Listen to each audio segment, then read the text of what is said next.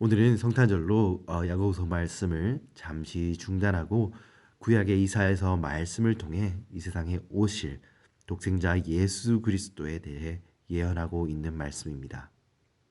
이때 이사야서는 700년 전, 예수님이 오시기 전 700년 전에 쓰인 말씀이지만 예수님께서 어떠한 분이신지 오늘 이 말씀을 통해 저희에게 말씀하시고 있는 것입니다. 우리 시대 가운데 많은 것이 온전하게 주님께 드려져야 하지만 우리의 시선들을 분산시키고 있는 이 성탄의 때에 오늘 이 말씀 묵상 시간을 통해 예수 그리스도의 성품과 또 그가 이 땅에 이루실 그의 공의와 회복을 우리 마음의 중심으로 다시 한번 가지심으로 주님께 온전히 영광 돌리는 성탄의 시간이 되시길 주님의 이름으로 소망합니다.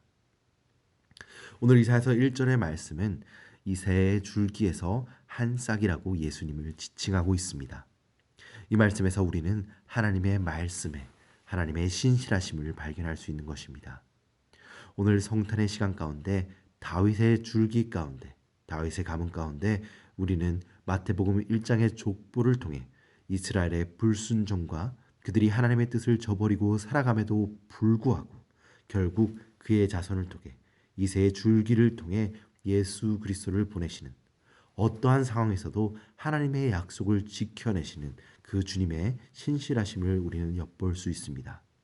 그리고 그 신실함의 여호와의 영, 지혜와 총명의 영, 모략과 재능의 영, 여호와의 영이 가득한 예수 그리스도께서 이 세상에 오시는 결과가 실제적으로 이루어졌음을 확인할 수 있는 이 성탄의 기간 가운데 우리가 예수 그리스도의 복음을 통해 구원받음을 받을 수 있는 하나님의 백성임을 확인할 수도 있는 것입니다. 오늘 이 말씀을 통해 하나님께서는 예수 그리스도가 우리의 허물과 부족함을 보시지 아니하시고 우리의 허물과 부족함까지도 다 감당하시기 원하신다고 말씀하고 있습니다. 이것은 하나님의 은혜요 주님의 자비하심을 통해서만 가능한 일입니다. 오늘 이 말씀을 통해 그 은혜를 다시 한번 되새겨 보시기 원합니다. 오늘 이 성탄을 기명하는 시간을 통해 우리의 죄를 대속하기까지 그 언약을 이루어내시기까지 감내하셨던 그 희생과 결단을 생각하며 오늘 우리가 예수 그리스도의 그 은혜, 십자가의 은혜에 빚진 자로서의 정체성을 다시 회복하시기를 주님의 이름으로 소망합니다. 그렇다면 이러한 주님의 신실하심을 경험하고 그 은혜의 빚진 자로서 살아가는 우리의 삶은 어떠한 삶을 살아야 할 것인가요? 그 삶은 예수 그리스도의 성품을 묵상함으로 그를 닮아가는 자의 삶의 모습일 것입니다. 오늘 3절의 말씀에서 여호와를 경외함으로 즐거움을 삼을 것이라는 말씀은 우리에게 아버지의 뜻을 경외함으로 순종하신 그 예수 그리스도를 본받아 우리의 삶 가운데 하나님을 경외하는 그의 거룩하신 성품을 닮아가는 삶이 우리의 삶임을 말씀하고 있는 것입니다.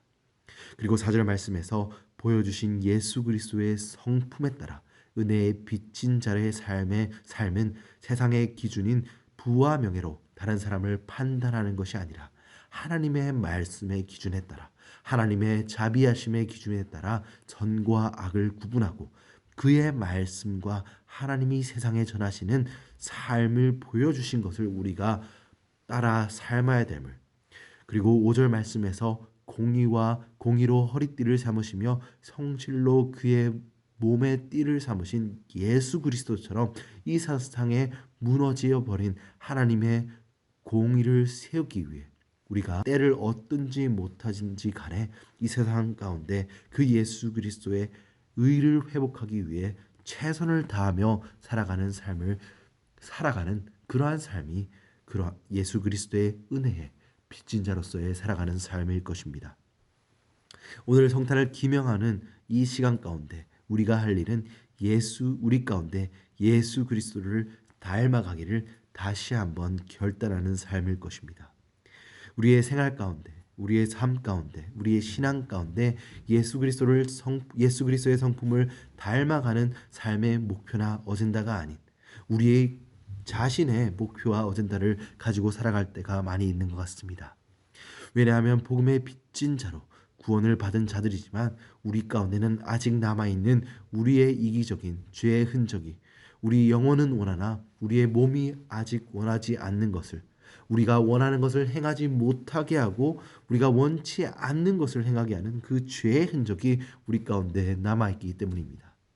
그렇기에 우리는 이 성탄의 시간 가운데 예수 그리스도의 성품을 말씀 가운데 묵상함으로 우리의 의가 예수 그리스도의 의로, 우리의 교만함이 주님의 겸손함으로, 그리고 우리의 말이, 우리의 뜻이 하나님의 말씀으로, 그리고 마지막으로 우리의 기준이 하나님의 공의와 성실로 바뀌어지는, 우리가 하나님 말씀 앞에 우리 자신을 놓음으로 그 뜻에 조율되어지는 시간이 필요한 것입니다.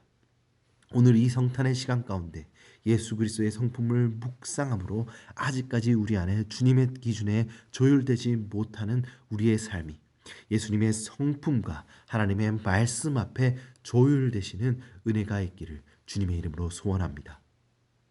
이 성탄의 시간 가운데 예수님을 닮아가기를 결단함과 함께 우리가 또 회복돼야 하는 그것은 하나님이 이루실 그의 나라에 대한 소망을 우리 마음 가운데 회복하는 것입니다. 죄의 결과로 벌어진 서로가 서로를 미워하고 나라가 나라를 반목하여 개인 간의 나라 간의 분쟁과 갈등이 끊임없이 일어나는 이때, 그리고 죄의 결과로 인해 자유함이 없는 죄의 노예로 이 세상 사람들이 살아가고 있는 것이 우리의 현실입니다. 그뿐만 아니라 우리가 살아가고 있는 이 세상은 강한 자가 약자를 침범하고 잡아먹는 야생과 같은 우리가 그 선실 가운데 놓여져 있고, 더 나아가 그 법칙이 당연시되는 그러한 세상 가운데서 우리가 살아가고 있는 것이 우리 삶의 현실이기 때문입니다. 이러한 현실 가운데 오늘 이사야서 말씀은 이러한 우리의 세상 가운데 존재하는 그 법칙과 우리 가운데 있는 그 죄의 본성을 뛰어넘어 하나님의 공의와 하나님의 평화와 자비가 세상 가운데 예수 그리스도께서 완성하실 세상 가운데 하나님 있는 나라의 모습을 표현하고 있습니다. 표범이 어린 염소와 함께 누워 있으며 어린 사자가 송아지와 함께 지내며 어린 아이들이 독사와 함께 지내는, 곰과 암소가 뛰어놀며 사자가 풀을 뜯는, 소처럼 풀을 먹는 온순한 그러한 세상이 되는, 모든 사람이 더불어 살아나는, 없는 자와 가진 자와의 구분이 존재하지 않는 그러한 하나님의 나라가 이 땅에 회복될 것임을 우리는 바라보며 소망해야 하는 것입니다. 우리의 역사들 가운데 얼마나 많은 이들이 이러한 세상을 꿈꾸며 자신 나름대로의 제도와 정치를 가지고 와 이러한 나라를 세울 것이라고 호언장담하셨습니까? 그리고 그것들이 세운 나라가 하나님의 말씀처럼 그러한 설명하는 이러한 나라를 만들 수 있다고 그들은 확신에 처했지만 그들의 결과는 인간의 죄성에서 비롯한 이기심과 욕심과 탐욕을 넘지 못하고 그들 외에 이상과 꿈을 빙자해서 오히려 그들이 더 다른 사람들을 핍박하고 다른 이들에게 결박하는 그러한 결말로 끝났음을 우리는 역사의 순간 가운데 목격할 수 있었습니다. 오늘 이 성탄의 시간 가운데 예수 그리스도가 다시 오심을, 그리고 그가 이루실 하나님의 나라를 회복을 구하며 그것을 소망함을 우리 마음속으로 회복하기 원합니다. 세상의 실망함으로 그 희망을 잊어버렸다면, 예수 그리스도의 부재로 말미암아 각기의 욕심대로 이기심대로 망가져 있고 서로를 위한 세상 가운데 실망함으로 그것에 대한 소망을 잊어버렸다면, 오늘 말씀 가운데 이 말씀을 묵상하며 예수 그리스도의 임재가 이 세상 가운데 회복됨을 기도하고, 그리고 각가의 마음속에 예수 그리스도의 임재가 회복됨으로 우리의 마음속에 우리의 현실만을 바라보는 것이 아니라 이 성탄의 시간 가운데 예수 그리스도의 회복함을, 하나님의 나라의 회복함을 바라볼 수 있는 귀한 성탄의 시간 되시길 주님의 이름으로 축원드립니다.